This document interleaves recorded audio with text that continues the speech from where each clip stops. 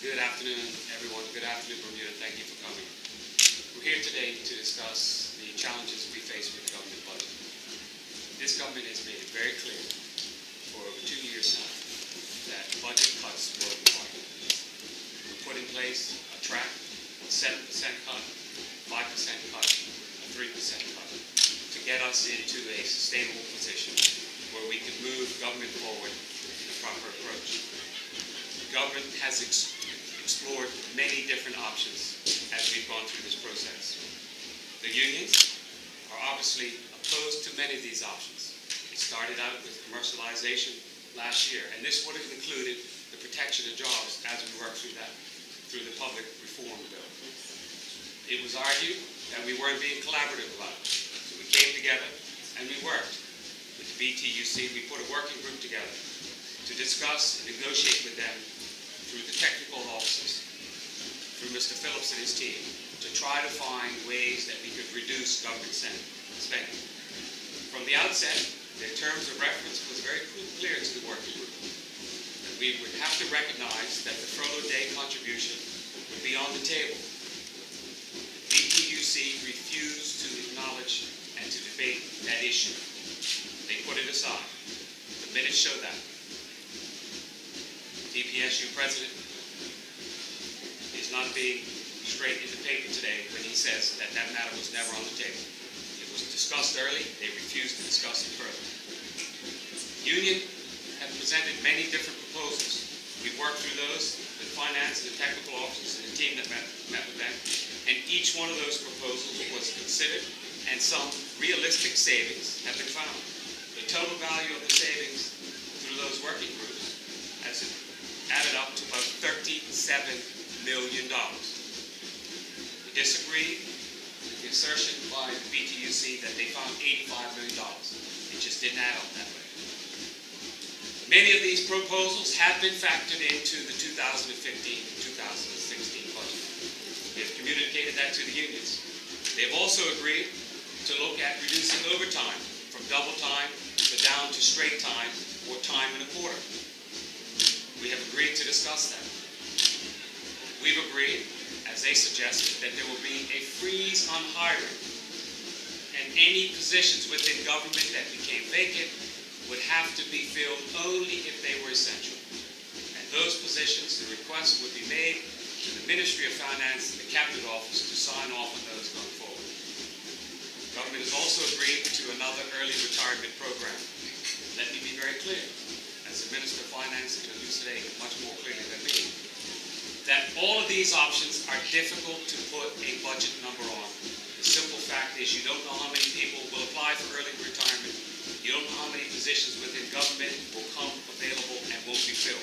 So it's difficult to budget in and put a number on there, but there could be some reasonable savings going forward.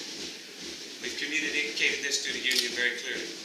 We've also communicated to the union when they came yesterday at the first rally that they asked us to rescind the furlough day. We said that was not possible at this point. All options must be on the table. We went away, agreed to come back and have another meeting. I spoke to the union president early today after trying to get him a few times last night to apologize for not being able to get the team over to the meeting. And why did that happen?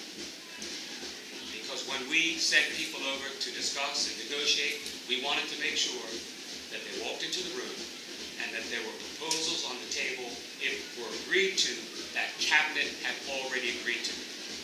We weren't in a position to do that. I called an emergency cabinet meeting at 4 o'clock yesterday afternoon, and we met until after 8 o'clock last night. We have more proposals to put to the union that we think can offer significant savings. However, none of these decisions are easy. They all are very difficult to make.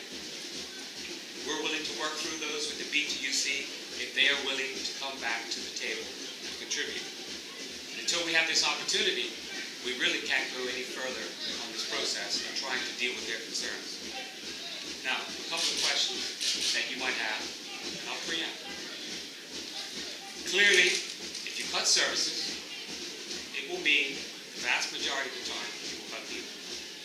We've made that clear to the union as they've gone through the process of trying to cut services. It will be To date, there have been no positions, no people within the civil service who are being cut or made redundant.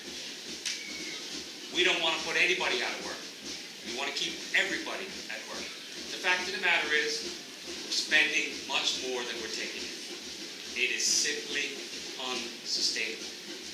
So in spite of all the emotion inside this room, outside this room, as we were elected to lead, we have to lead with clear, rational minds. If you're taking in less than you're spending, you've got a problem.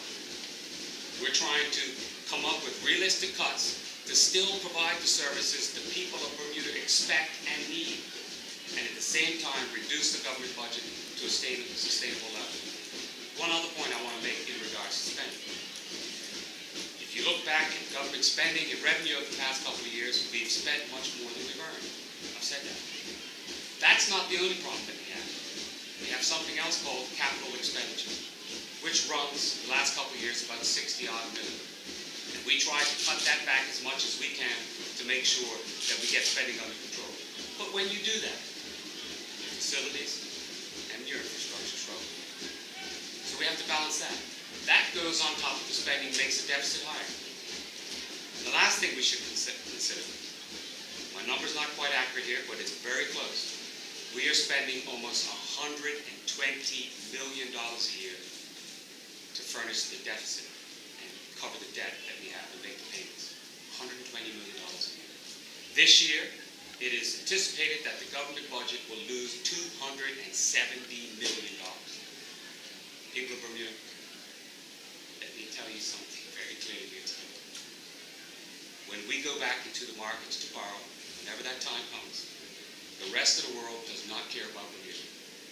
They just want to know how we delivered on our promises, how we improve the economy moving forward, and how we pay the debt. If we don't keep up with those promises, the next time we go back, yes, we'll probably find some money. It will cost us a lot more. And we'll dig ourselves in a deep hole. Well, I used to play football. I used to kick the ball all the time. But time has stopped for us to kick that ball down the road. We need to deal with the challenges we face. For all of those people that are upset with the concerns that we have of putting all the options on the table, I understand where you come from. But I am not willing to jeopardize the future of current Bermudians and future Bermudians for decisions that we're making today. So having said that, a little bit more questions, and my colleagues will have the answers. Any indication as to how much, Be able to control the questions, please. money will be saved through attrition this year? We understand it could be in the region of, in excess of 5 million. I would allow the Minister of Finance to add more on if he would wish, but that's a hard number to pay because you don't know who's going to leave. So it's very This is through difficult. attrition, people who are on the verge of retiring. That's a retirement number you can focus in there. That's something that we've factored in already into those plans. We've made that commitment to the unions. The unions have also indicated that there is wasteful spending throughout government, which they have highlighted, but nothing is being done to address that wasteful spending. One of the examples that they gave is a department requiring 40 people, but it's being budgeted for 50 people. What happens to that? I'm disappointed to hear that because at the working group discussion stage, I wasn't even made aware of that. And I got constant reports on that. Unions indicated that you were made aware of that. Mr. Marino, that was raised late in our discussions. If somebody is serious about doing something to correct something, they bring it up when they find out about it, not as a negotiating ploy. And that's why we've taken these serious steps now that there will be a freeze in hiring.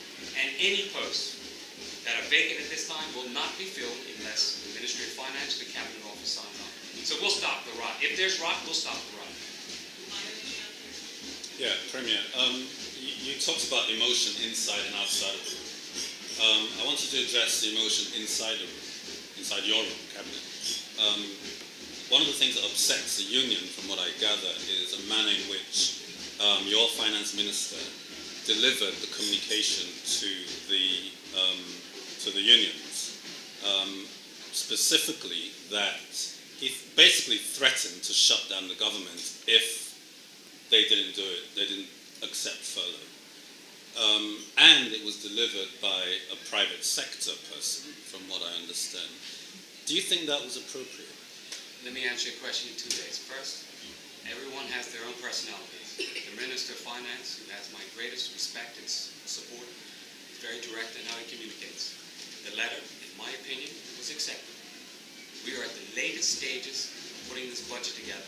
Now is the time to make decisions. We have to set a time frame to move forward. Secondly, it was delivered by an individual who was within the parameters of the working group, so not an unusual person to go and deliver a letter. So you stand behind the minister in that regard? Most certainly I do.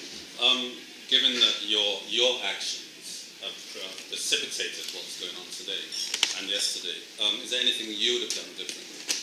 No, not at all. I certainly am not, I don't agree with you that my actions have precipitated what's going on here today. The message that I sent to the union was clear, that every year the government is required to bring a budget. Each fiscal year has a legal requirement that every dollar that's spent by the government and every dollar that is taxed by the government has to have legal authorization from Parliament. Legal authorization for us to spend money and to tax money runs out on March 31st. Without another legal authorization from Parliament, the government cannot function. That is the letter that I sent to them. It was no threat. It's the reality. It's law. Every dollar of government requires a legal authorization. And the current authorization we have runs out on March 31st. That's why we go up to Parliament, we analyze government's budget, the future, what our plans are, and all that stuff.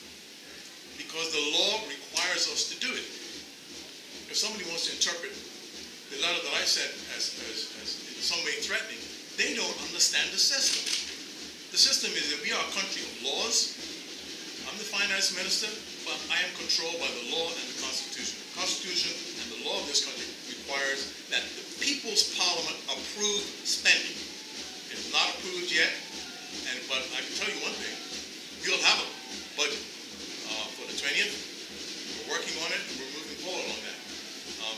But the thing that I was trying to communicate to the unions was that irrespective of whether people march, whether they make speeches or whatever, the law is the law. We cannot spend any money without legal authorization from Parliament.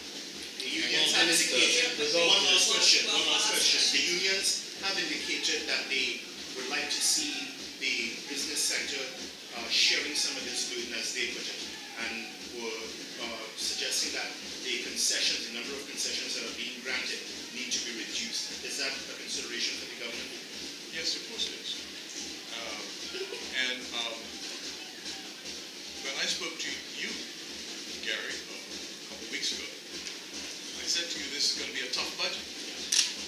And let me reiterate that, and perhaps expand on it a bit more. It's going to be a tough budget for everybody.